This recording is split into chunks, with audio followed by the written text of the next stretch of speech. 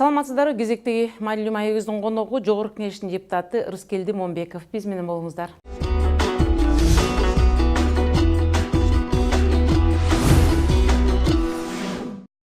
Саламатсызбы, Рыскелди мырза, студиябызга куш келиптирсиз. Келе жаткан жаңы жылыңыз менен жаңы жыл жалпыбызга жакшылыктын, токчулуктун, молчулуктун жылы болсун. Биз адаттагы салтты бузбай, биз ушу жаңы жылга чейин бир топ өкүлдөрдөн, ар тармактагы өкүлдөрдөн өткөн шайлоо жөнүндө кичине ой пикирлерин ортого салдырып жаттык эле. Анын арасында сиз да бар болчусуз, анда эмесе кезек сизде. Рахмат, биринчиден сиздердин ушу кабарлар KG сайтын келаткан жаңы жылыңыздар менен куттуктап кетейин. Биринчиден сиздер үчүн бул жыл менин жеке пикиримде, жеке баамымда итиңер үрүп турган, ишиңер жүрүп турган жакшы жыл болду. Ошо жаңырган жаңы жылы дагы ушул ийгиликтер жаңырып турсун, кабарыңар агылып турсун, окурманыңар сиздерди сагынып турсун. Сиздерге ийгилик каалайм. Экинчиден, бул эми өтүп бараткан ит жылы чын айтыш керек, Кыргызстанда көп ийгиликтерди алып келди. Ийгиликтер менен кошо итчиликтер да болду. Ит жылында итчилигин этегинде айтайын, биринчи ийгилигин айтайын. Ийгилиги ушул болду. Биз тынчтык менен, демократия жолу менен мамлекетибиздин башчысын шайлап алдык. Тынчтык жолу менен бийлик алмашуу болду. Экинчиден, эки эр шаркак иштеген эки бийликтин башына дагы жаш 40-тын кырын ашкан кыран жигиттер келди. Бул өкмөт башына Сапар Жумакадырович Исаков, Жогорку Кеңештин төрагалыгына Дастан Арсызбекович Момбеков келди. Булардын бардыгы бир саясий интригалардын артынан эмес, мындай тынчтык жол менен өткөн бийлик алмашуу, өлкө башчысына кандай бийлик алмашуу болсо, ошол өкмөт башында дагы, парламент башында да ошондой эле тынчтык менен, мындай элдин деми менен алмашуу болду. Мен буларды ийгилик катары кабыл алам. Ал эми итчилиги жакында эле болду. Ошо биз Кыргыздын улуттук байлыктарынын бири болгон калпакты ушул итке кийгизгенибизди мен ошону ийгилик эмес, итчилик катары кабыл алам да. Сөзүңүзгө аралжы, ушул калпак жөнүндө эле башында айтып кеттиңиз. Мындан келди биздин негизги сурообуз шайлоо боюнча. Сиз шайлоону тааныйсыз. Бул жаңы өкмөттүн келишине жана биздин мындан аркы өсүп өнүгүүбүзгө сиздин ишеничиңиз бар. Ал эми өзүңүз жогоруда айтып кеткендей, сөзүңүзгө аралжы, итке калпак кийгизди деген нерсе болуп жатат. Бул чындыгында уюштуруучулар тарабынан каралып койсо болмок. Негизи ал жерге айтылыптыр, ар улуттун кийимдерин кийгизип, иттерди алып чыгуу бир мелдеш болгон экен конкурсу.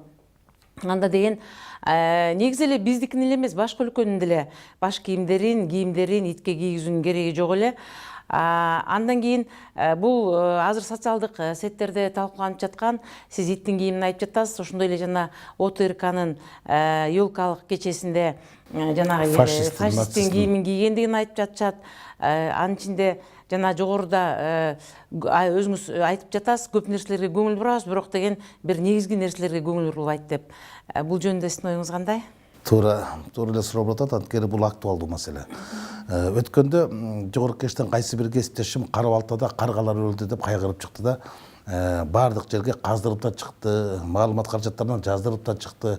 Ошол каргаларды, өлгөн каргаларды эмнеден өлгөнүн иликтеп, жириктеп, союшуп, анан экспертиза жүргүзүштү да. Ошо каргаларга кайгырды. Анан мен кайгырам да, ошо калкымдын кадыр баркына, намысына кайгырам да. Мына кече калпакты итке кийгизди. Ошо ит жылында калпакты итке кийгизди, буга чейин мончодо кийгизген.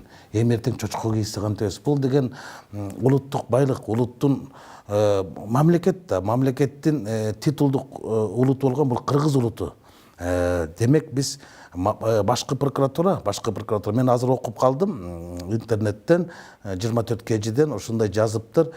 Башкы прокуратура, жанагы сиз айтып аткан ОТРКдагы кайсы бир журналист, Канат деген жигит, биздин ата бабаларыбызды өлтүргөн, же болбосо дүйнөдө бир дүңгөрөтүп ушундай адамдардын өмүрүн кыйган фашисттик, нацисттик адам Германиянын кийимин кийип, анан ошол майрамда чөп, аны болсо шаардана кеп кылышып, аны селфи кылышып, анан сүрөттөрүн баарын чыгарыштын канчалык кажети бар эле. Канчалык кажети бар. Деги эле атаңды өлтүргөнгө апаңды алып бер дегенсип, биздин ата бабаларыбызды кырган фашисттерди, нацисттерди биз эмнеге рекламалашыбыз керек эле? Буну канчалык актуалдуу бар эле?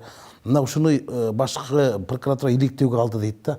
Менин кайгырганым болуп атат да, эмне үчүн ошол Бишкек парк соода мекемесинде өткөн иттердин конкурсунда кыргыздын калпагын итке кийгизип даңазалап атат да. Бул деген итчилик да. Ит жылдын итчилик да. Анан башкы прокурор айтат, бизге эч ким кайрылган жок дейт. А мен ойлойм, ошо жана ОТРК журналист боюнча эч ким кайрылбас керек. Булар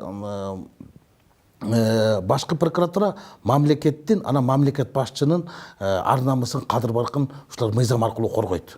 Мына өзүңүзгө маалым, бир канча журналисттер же болбосо массалык маалымат каражаттарына президент, мамлекет башчынын кадыр баркын, ар намысына шек келтирген деп миллиондогон сомдорго айыпка салды. А эмне үчүн мамлекеттин кадыр баркын, ар намысын талашпайт? Мамлекеттин кадыр баркы ал мамлекеттин титулдук улуту. Ошол титулдук улутунун улуттук кийими. А башкы прокуратура буну тез арада иликтөөгө алыш керек болчу. Ал бирөөлөрдөн арыз жазгыла, мен ошону карап көрөйүн, мыйзамдуулугу бар бекен, жок бекен дейт. Ай, кыргыз улутунун улуттук кийими бул ак калпак. Ак калпакты кимдер гана кийбеген. Анан мына ошол ак калпакты итке кийгизип, анан ошону жарыялап сайттардын баарына чыгарса башкы прокуратура күтүп отурат да. Эми каргалар адамдардан көп жашайт да.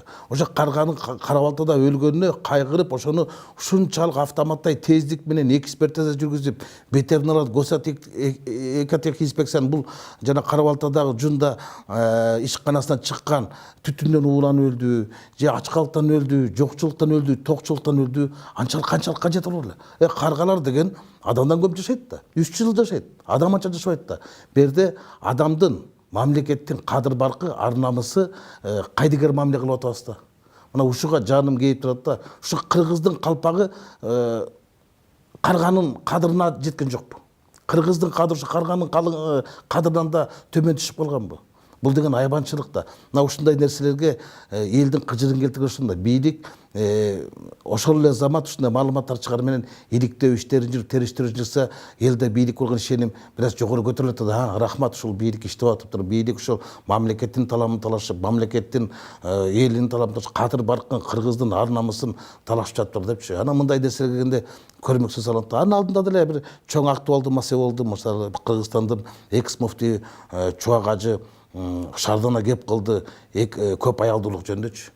Эч бир ошо бийликтин өкүлү ушуга комментарий берүүдөн коркуп турушту да.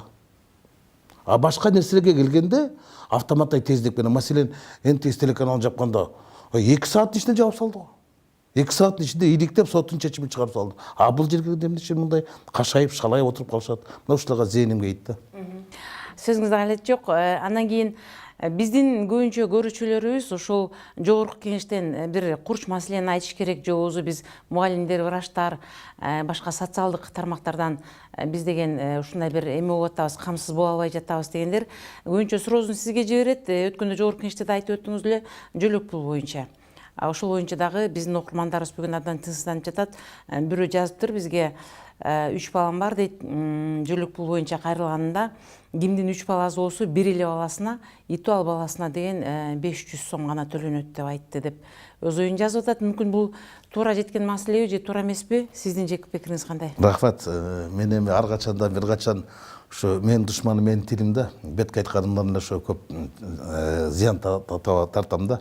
Жөлөк пулдар боюнча мыйзамга менин азыркы кирип жаткан өкмөттү колдоп, ал эми мурунку менин кесиптештерим, жогорку кеңештин бир топ депутаттары, өзгөчө СДПК фракциясынын депутаттары жазган мыйзамга каршы чыккан.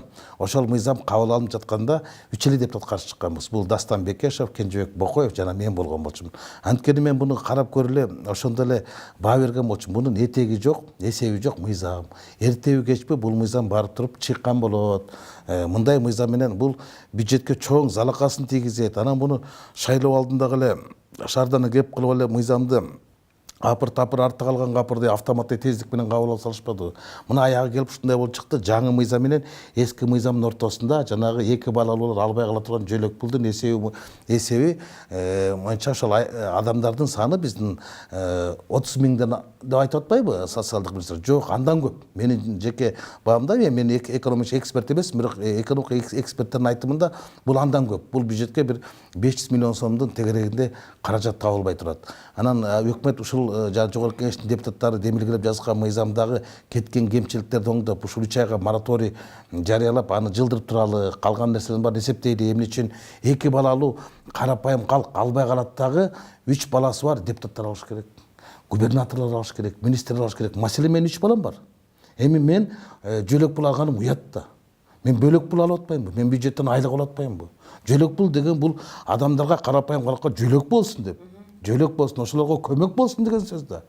А бизге болсо мыйзамда каралып калды, ошол жана депутаттар демелеген мыйзамда карабайт. Анын слоюна карабайт. Ал кайсы катмарда жашайт? Кедейчиликтин катмарындабы, же орто ишкерби? Карабайт. Ошо чиновниктер дагы, карапайым эл да, дыйкан, фермер бардыгы 3 баладан 16 жашка чейинки балдарына жөлөк пулду дайындап атпайбы? Ана сүйүнчү. Мына бул сүйүнчү калды. Сүйүнчү калды. Мен ошол фракция жыйынында да айттым, ушул мыйзамды күтүп, элдер 1-январга чейин тамашачынга да салайттым. Көп аялдар ошо төрөй отурат, төбөнүн этин жеп, ошо жаңы жылдан кийин төрөйүн, ошол жөлөк пулга жетип калайын, 5000 сом болсо дагы пасой алып калган деп. Мен ошолордун убалы кимге дедим. Ошолордун убалы кимге деп туруп тамашачыга айттым. Бул чын-чынына келгенде жөлөк пул боюнча мыйзам чийки болчу, чийкилиги ушул болчу, анын эсеп кысабы так эмес болчу, этеги жок, эсеби жок мыйзам болчу. Ошого ачык сөзүндө айттым дагы, ошол өкмөттүн позициясын колдогонмо көп адамдар түшүнбөй калды окшойт. Эмнечи Момбеков ошол жанагындачы. Мен берден карапайым калктын калың катмарынын талабын талаштым. Байлардын талабын да талашкан жокмун. Эгердеги жогорку кеңештеги кабыл алынган мыйзам менен кете берсек, 2 баласы бар карапайым, же болбосо багар көрөр жок, же болбосо эри Орусияга кетип калыш деп таштап кеткен аялдар албай калат да, анын ордуна министрлер, депутаттар, аким, губернаторлор, айыл өкмөттөрү деги эле мамлекет кызматчыларынын баардыгы калат да. Бул деген теңсиздик. Андан кийинки сурообуз ошо жакында болуп өткөн кадр маселеси боюнча. Бул боюнча сиз дагы бир топ өзүңүздүн нараазычылыктарыңызды айтып өттүңүз эле өткөндө. Бүгүн биздин көрүүчүлөрүбүзгө дагы кичине оюңузду ортого салып кетсеңиз, азыркы өзгөрүп жаткан кадр маселеси. Эми бүгүнкү күндөгү кадр саясатындагы калпыстыктар калп эмес, бул факт. Август айынын этегинде ошол жогорку кеңештин депутаттарын баарын чакырып, каникулдан эрте чыгарып, ушул жаңы өкмөттү жолго салып берсеңер дегенде, ошол жаңы өкмөттүн курамын түзүп бердик эле. Курамындагы, түзүмүндагы, программасында бекитип бердик эле. Анткени сүйүнө кеп кылганбыз, анткени элдин талабы ушул болчу. Ошол качанга чейин эле баягы картанын колодасында болуп, министрлер алмашпай эле, жаштарга орун бербей эле картайсадар отурушат деген жалаң 40-тын кырынан ашкан кыргыздын кыраан жигиттерин баардыгын ошо өкмөттүн башына шайлап бергенбиз да. Арадан көп убакыт өтпөй эле ал эми бир кейиштүү нерсе, ошол өкмөттүн курамына жаңы шайланган Жумакадыров Темир Курмангазиевич эми ошол кезде ушундай бүгүн керек болуп турат, кажет болуп турат, ажал экен, арабыздан алып кетти да. Ал эми бул себептүү нерсе. Ал эми ошол эле кезде биринчи вице-эликке барган Абдыгулов Толкунбектин кызматынан биринчи вице-эликтен экинчи вице-эликке жылдырылышы, андан Улуттук банкка кетиши, вице-премьер болуп биз дайындаган Дүйшөнбек Зыралиевдин мүлк министрлигине барып, мүлк министрлигинен кайра отставкага кетиши, бул бүгүнкү күндөгү бийликтин кадр саясатында калпсыздыктарын мен айтпасам деле карапайым эл көрүп турат. Бул тастыктап турат. Ошол Улуттук банктын төрагасына дайындалып, кайра ордуна барган Абдыгулов Толкунбекке мен аябай капа болдум. Бул эмне дегенде биз ишеним көргөздүк, жогорку кеңештин депутаттары ишеним көргөздүк. Өкмөт башчы Сапар Жомартов аны ишенип алып келген.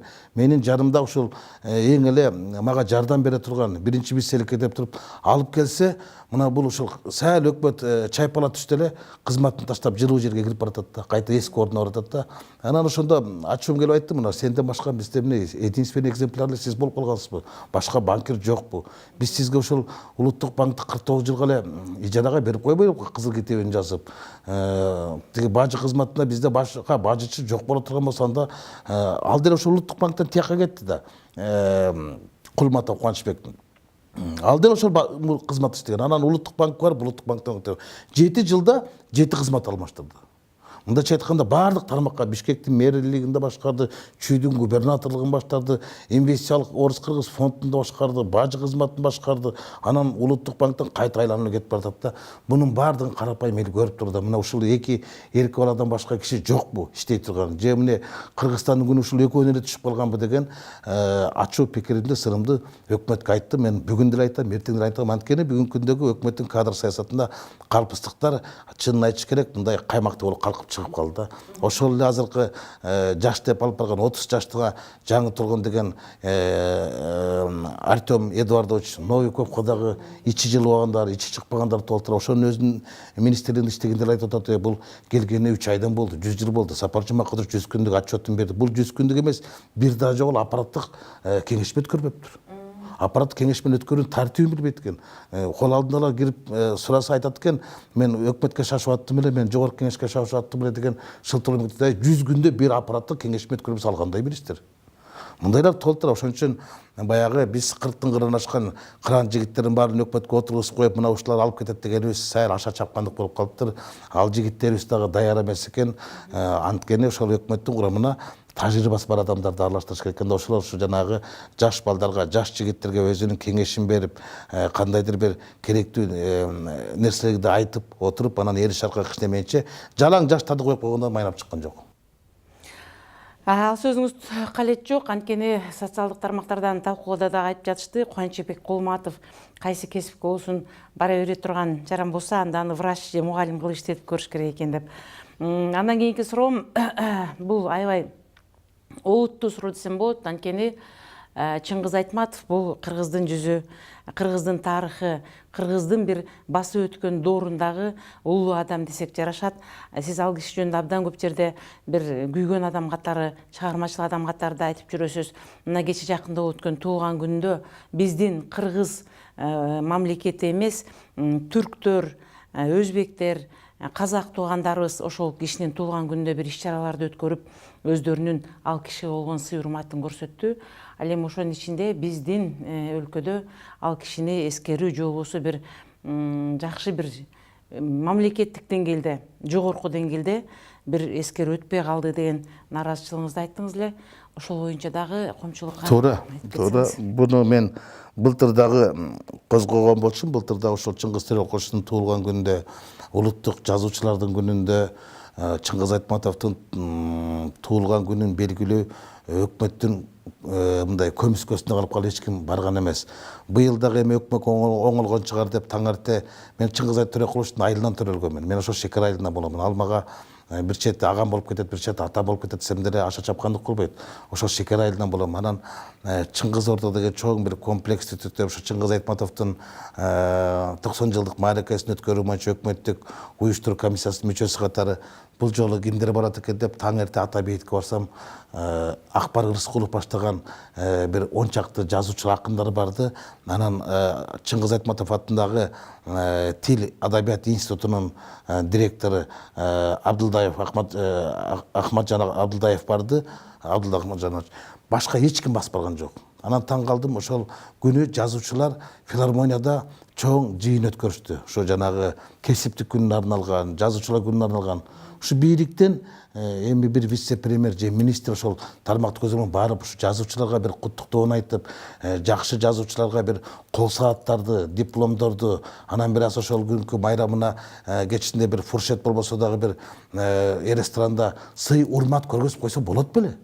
Болмок болчу да. А эмне үчүн ушу мына кече жакында улуттук коопсуздук кызматынын күнү болду. Анын алдында прокуратуранын күнү болгон. Анын алдында ички иштер министринин болгон.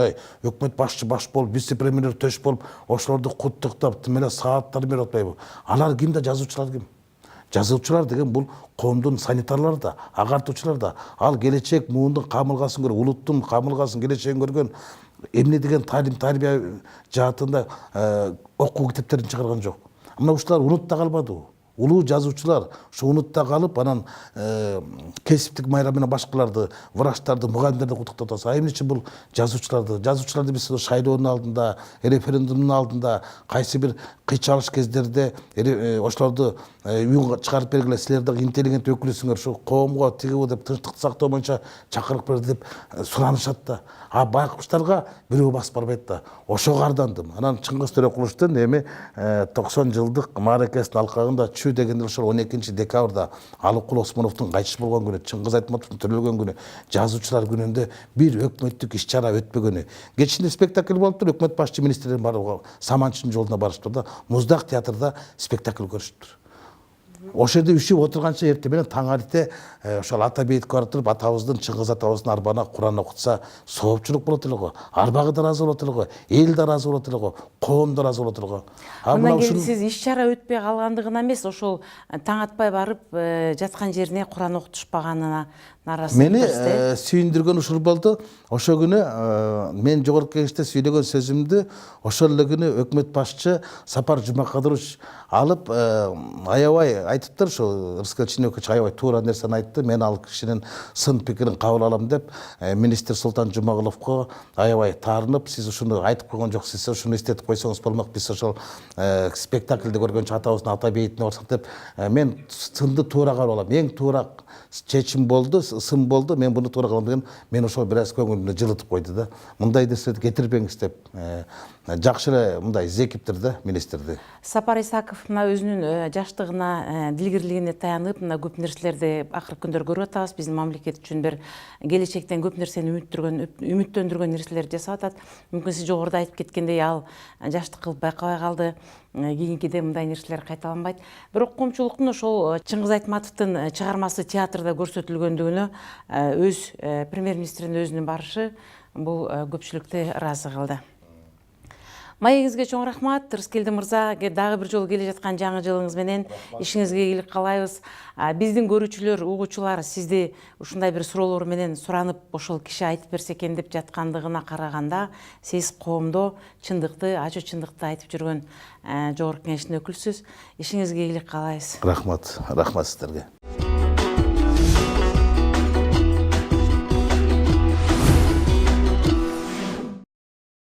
Ушуну менен маанилүү маегибиз соңуна чыкты. Сиздерге бүгүн жогорку кеңештин депутаты Рыскелди Момбеков келип маек куруп берди. Сиздер менен Үмүт Мукамбетова болду. Кайрадан кездешкенче саламатта болуңуздар.